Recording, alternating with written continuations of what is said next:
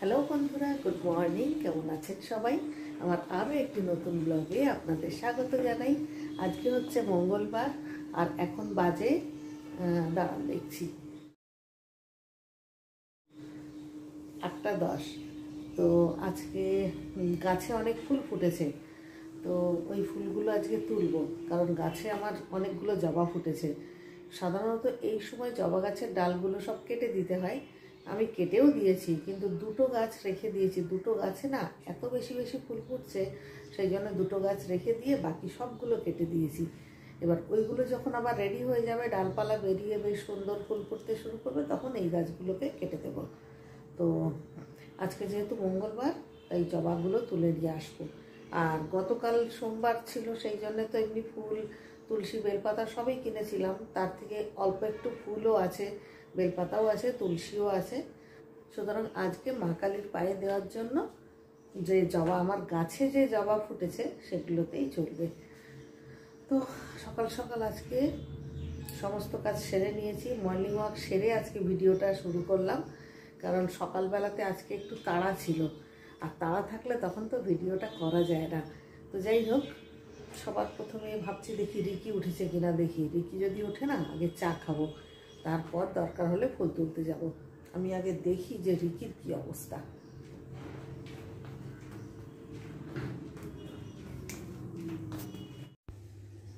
সবজির মধ্যে আছে একটা ফুলকপি, ওটাকে বের করলাম, আর একটা ছোট্ট শসা, আর রয়েছে এই যে কয়েকটা শিম, আর এখানে রয়েছে কয়েকটা উচ্ছে।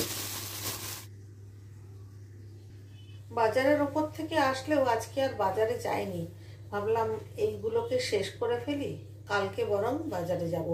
একটু শাক কিনতে ইচ্ছা করছিল, কিন্তু তারপরেও আবার নিজেকে থামিয়ে দিলাম যে বাজারের মধ্যে যদি একবার ঢুকি না, শুধু শাক তো কিনতে পারবো না, শাকের সাথে সাথে আরও কত কি কিনে নিয়ে চলে আসবো তার নেই ঠিক। ওই জন্য বাজারে ঢুকলাম না। ঠিক আছে, এগুলো দিয়ে চালিয়ে দিই, কালকে কিনবো।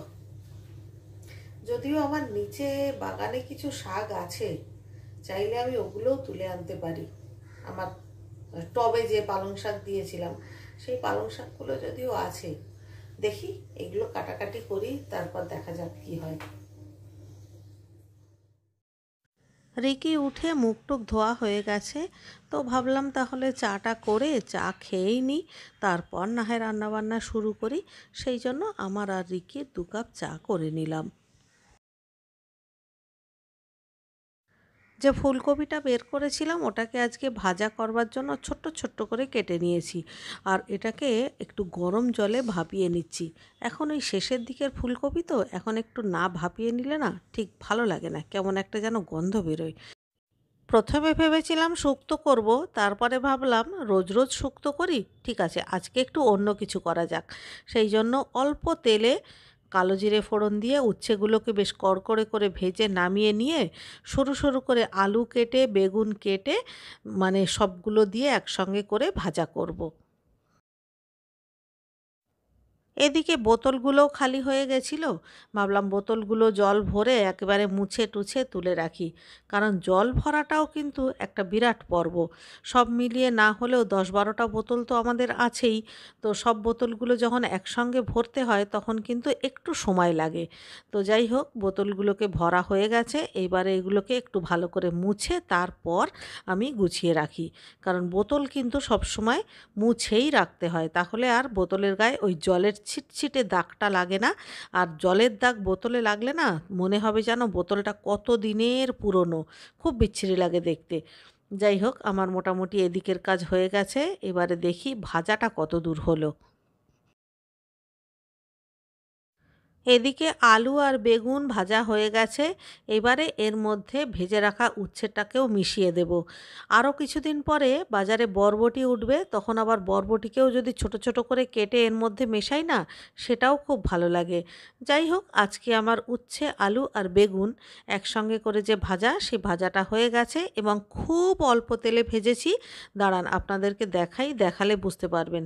একদম কিন্তু শুকনো শুকনো ভাজা হয়েছে। এদিকে ধোসার সঙ্গে খাওয়ার জন্য আলুর চোখা বানাবো। তার জন্যে পেঁয়াজ, কাঁচা লঙ্কা, টমেটো, ধনেপাতা, সমস্ত কিছু বেশ করে কুচিয়ে নিতে হবে। গতকাল যেহেতু ধোসা বানিয়েছিলাম, সেই ধোসার ব্যাটারটা একটু রয়ে গেছে, কারণ ধোসার চাল ডাল আমি যখনই ভেজাই তখনই আমি একটু বেশি করেই ভেজাই, যাতে ব্যাটারটা এতটাই পরিমাণে হয় যে 2 দিন ভালোভাবে চলে যায়। তো সেই গতকালকে করেছিলাম, আর যেটুকু ব্যাটার রয়ে গেছে সেটা আজকে হয়ে যাবে।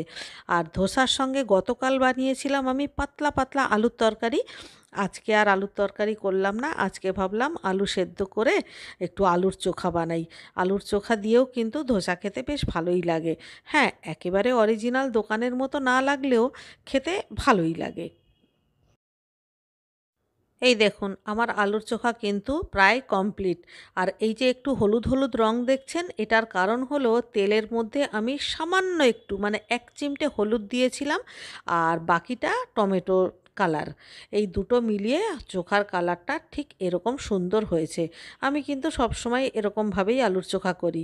আর আলু সেদ্ধ আলু হলেও আলুটা কিন্তু বেশ কিছুক্ষণ ধরে একটু নাড়াচাড়া করতে হয় কড়াইতে, মানে বেশ ভালোভাবে কুক করতে হয় আলুটা। যত বেশি সময় নিয়ে আপনি আলুটা কুক করবেন, আলু ততটাই সফট হবে। তবে ঢাকা দেওয়ার কোনো প্রয়োজন নেই, ঢাকা খোলা অবস্থাতেই আলুটাকে ওরকম নেড়ে নেড়ে সফট করে নিতে হয়।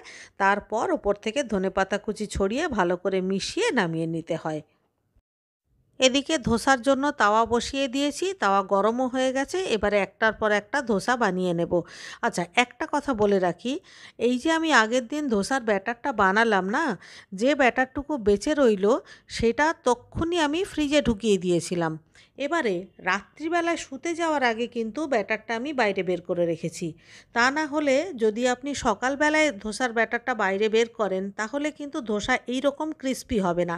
কারণ ধোসাটা ফার্মেন্টেড যেটা হয়েছে সেটা ফ্রিজে থাকাকালীন ওটা আবার নষ্ট হয়ে যাবে। সেই জন্যে সারাদিন আপনি ফ্রিজে রাখুন, কিন্তু রাত্রে শোয়ার আগে কিন্তু ব্যাটারটা বের করে ফেলতে হয়। রিকির প্লেটে 3টে ধোসা আর একটু আলুর চোখা তুলে দিলাম। এবারে 2টো অমলেট বানাবো, একটা রিকির আর একটা রিকির বাবার জন্য। মোটামুটি অফিস যাওয়ার সময় এই উচ্ছে বেগুন ভাজা সঙ্গে ডাল আর সঙ্গে অমলেট দিলেই ওর খাওয়া হয়ে যাবে। তাছাড়াও তো ঘরে পাতা টক দই তো আমার থাকেই, সেটাও আজকে আছে। সুতরাং এটা মোটামুটি অফিসে চালিয়ে দেব। আর এখন গোছাবো অফিসের টিফিন বক্স। টিফিন বক্সের জন্য তো সমস্ত কিছু করা হয়েই গেছে। 3টে ধোসা দিচ্ছি, তার সঙ্গে দেবো একটু আলুর চোখা। আর ফল আজকে নেই, মানে ফলটা আজকে একটু স্কিপ করলাম। আজকে একটু স্বাদটা বদল করবার জন্য ওই যে সুইট কর্ন কিনে এনেছিলাম, সেটাকে নুন দিয়ে প্রথমে একটু সেদ্ধ করে নিয়েছি। এরপরে ওটাকে সামান্য একটু বাটার দিয়ে নাড়াচাড়া করেছি, ওপর থেকে সামান্য একটু গোলমরিচের গুঁড়ো দিয়ে দিয়েছি। এইটা হচ্ছে সুইট কর্ন। এটা কিন্তু খেতেও ভালো আর পেটও ভরবে। আজকে হেঁটে ফেরার সময় বেশ খানিকটা ধনেপাতা নিয়ে এসেছি, সেগুলোকে ভালো করে ধুয়ে জল ঝরাতে দিয়েছিলাম। এখন বেশ বড় করে পেপার পেতে ধনেপাতাগুলোকে খুব ভালো করে ছড়িয়ে দেব। আর ফ্যান চলবে, কিংবা ফ্যান যদি নাও চলে, ধনেপাতাগুলো বেশ কিছুক্ষণ যদি পেপারে থাকে না, এমনিতেও হাওয়া লেগে একদম জলটা শুকিয়ে যাবে। এখন যাচ্ছি একটু ব্যাংকে। ব্যাংকের কাজটা অনেক দিন ধরে পড়ে রয়েছে, যাওয়াই হচ্ছে না। আজকে তাড়াতাড়ি রান্না হয়ে গেল, ওই জন্য ভাবলাম যাই আজকেই।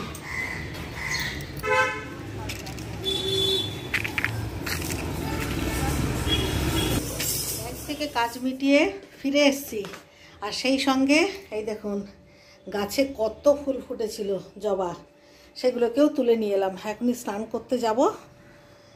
কতটা ফুল দেখেছেন?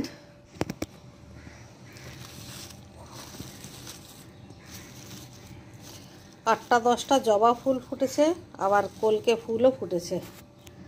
এই যে